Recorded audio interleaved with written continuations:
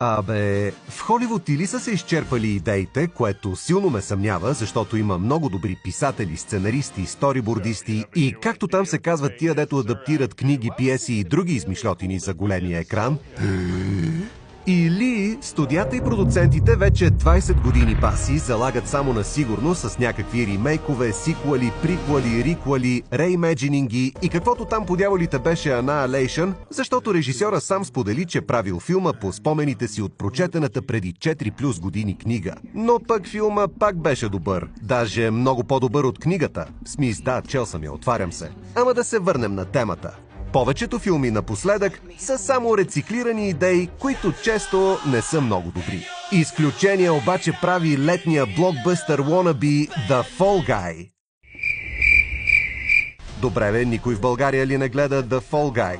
Силна екшен комедийка с романтичен привкус, Райан Гослинг, Карън Тейлър Джонсън и оня топ милф от Edge of Tomorrow.